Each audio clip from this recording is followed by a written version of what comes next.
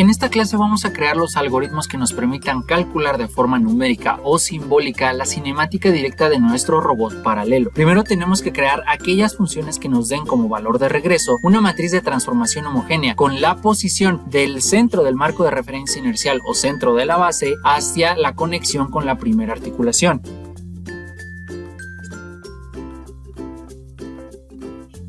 Esta función nos da como valor de regreso una matriz de transformación homogénea con un desplazamiento negativo sobre el eje Y. Ten en cuenta que en Octave es necesario colocar los dobles corchetes en cada una de las filas de la matriz de transformación homogénea para denotar que va a trabajar tanto con valores numéricos como con valores simbólicos. Esto no es aplicable en MATLAB, ya que puede trabajar con ambos valores utilizando solamente los corchetes que delimitan una matriz en su propio lenguaje de programación. Podemos hacer lo mismo para la función que nos dé como valor de retroceso la matriz de transformación homogénea que define el desplazamiento del centro del efector final hacia la conexión con el primer eslabón virtual.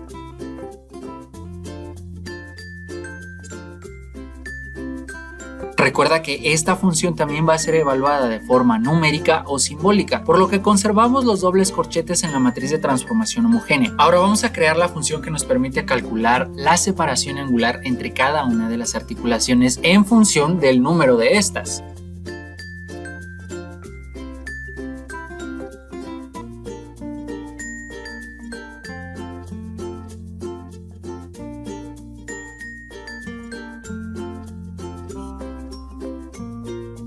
Lo que hace esta función es crear una matriz vacía de y filas por una columna en donde vamos a iterar sobre cada una para obtener el producto entre el número de articulación que estamos analizando menos 1 por el ángulo de separación entre cada una de las articulaciones dado por la fracción 2pi entre i. Este término significa qué tan separada está la articulación actual que estamos analizando respecto a la primera en nuestro robot paralelo. Por lo tanto, cuando la articulación o el valor joint es igual a 1, significa que estamos analizando la separación angular de la primera articulación respecto a la primera articulación. Cuando vale 2, significa que estamos analizando la separación angular de la articulación 2 respecto a la articulación anterior 1. Y así sucesivamente. Esto nos permite tener una separación absoluta de cada una de las articulaciones de nuestro sistema respecto al marco de referencia inercial, que en este caso la primera articulación siempre se encuentra alineada con este marco de referencia. Ahora vamos a calcular la cinemática directa de cada una de las cadenas en la primera parte del robot paralelo. Recuerda que estas van de la base o del marco de referencia inercial hacia los eslabones que están conectados a cada una de las articulaciones del sistema. A esta función la vamos a llamar Forward Kinematics Chain para no confundirla con la cinemática directa absoluta del sistema.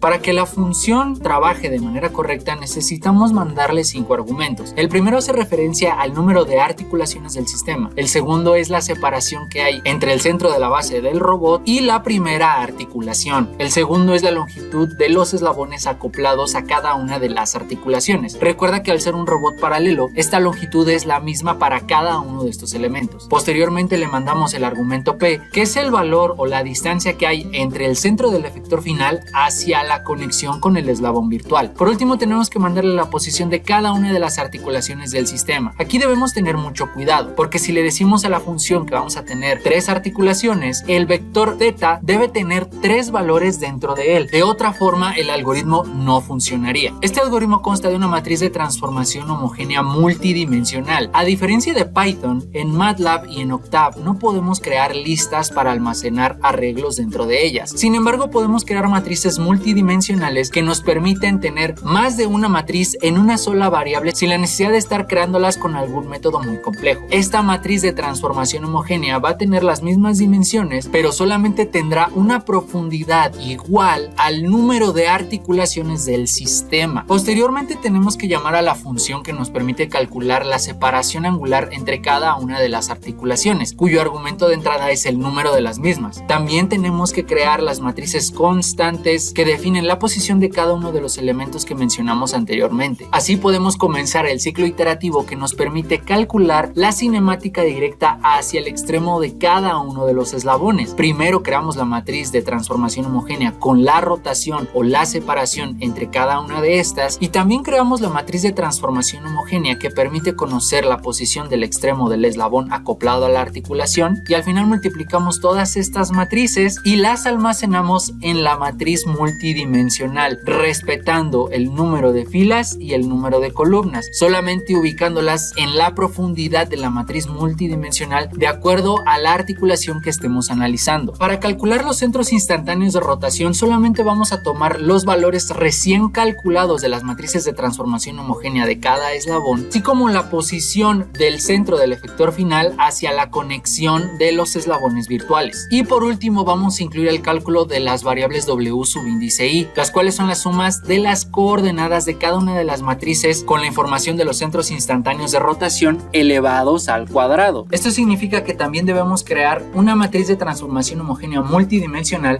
que nos permita almacenar los centros instantáneos de rotación.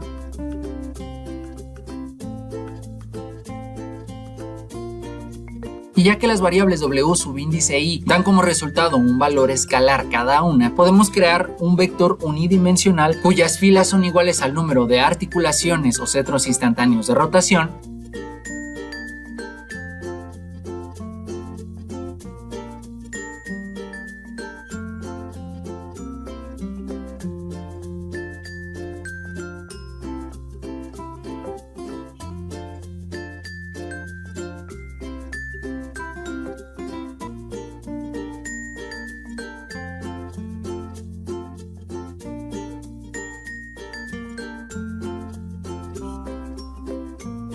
y por último solamente tenemos que mandar de regreso los valores de los centros instantáneos de rotación y de la suma de los cuadrados de cada una de las coordenadas de los centros de nuestro sistema. Solamente tenemos que agregar una coma e incluir las variables que vamos a regresar. Ahora podemos crear las funciones que calculan la dirección del efector final de acuerdo a los vectores perpendiculares de los planos que intersectan las n cantidad de esferas de nuestro sistema.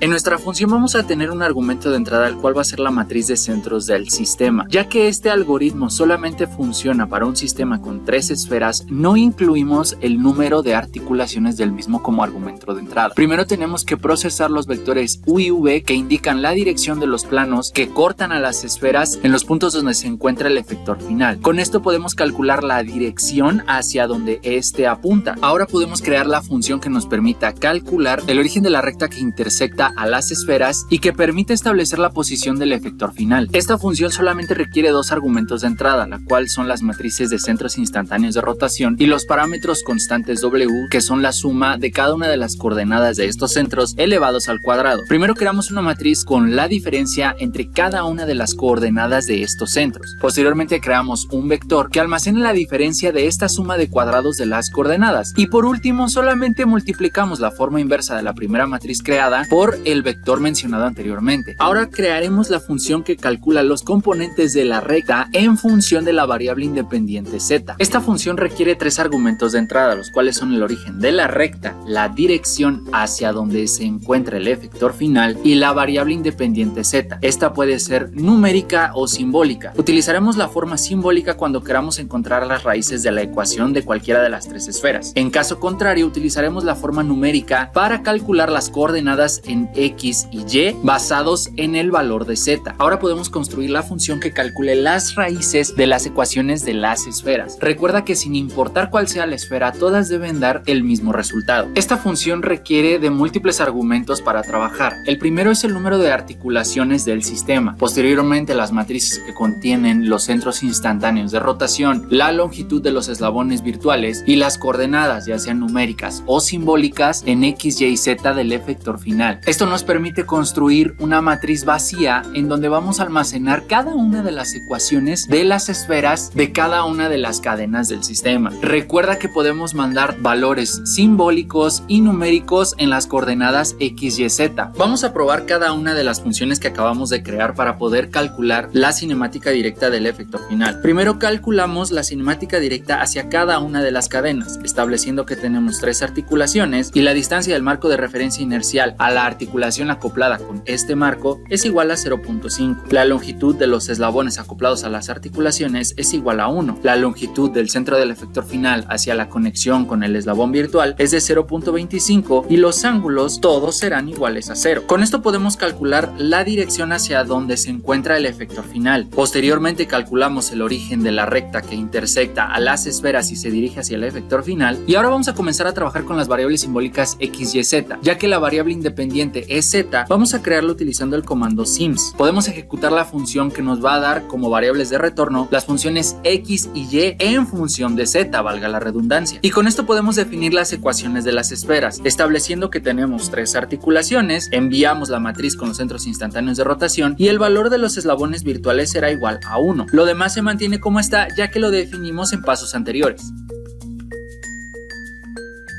Y con esto obtenemos una matriz simbólica que representa cada una de las funciones de esas 3 esferas del robot paralelo. Vamos a crear una función que nos permita calcular las coordenadas numéricas en X, Y y Z basándonos en los resultados obtenidos anteriormente. Esta función requiere de 5 argumentos para poder trabajar de manera correcta. El primero son las coordenadas en X y Y, la matriz de soluciones del sistema, el origen de la recta que intersecta las esferas y la dirección de la misma. Esto nos va a permitir tener una variable de retorno que contenga las coordenadas del efector final calculadas en cada una de las ecuaciones de las esferas. Primero tenemos que definir el tamaño de la matriz que contiene la información de las esferas del sistema. Posteriormente creamos una matriz con ceros que permita almacenar los valores de las coordenadas en X, Y y Z calculadas en cada una de las funciones de la esfera. Para simplificar este cálculo vamos a crear variables auxiliares X, Y y Z mayúsculas que serán vectores donde se almacenarán los cálculos de estas coordenadas. El cálculo es muy simple ya que requiere solamente iterar entre cada una de las esferas del sistema, que son iguales al número de articulaciones del mismo. Primero obtenemos las raíces de la esfera que estamos estudiando. Posteriormente la convertimos en un valor double, ya que hace el cálculo simbólico de las raíces, y entre todos los resultados que nos arroje vamos a escoger el más pequeño con la función min. Esto lo vamos a almacenar en la fila actual de la variable auxiliar z que acabamos de crear. Con esto podemos llamar a la función components para calcular las coordenadas en X y Y, ya que Z es la variable independiente. Al final del ciclo de cálculo vamos a almacenar en cada una de las columnas las coordenadas que acabamos de calcular. Al ejecutar esta función nos dará como resultado una matriz de 3 filas por 3 columnas, donde cada fila representa las coordenadas en X, Y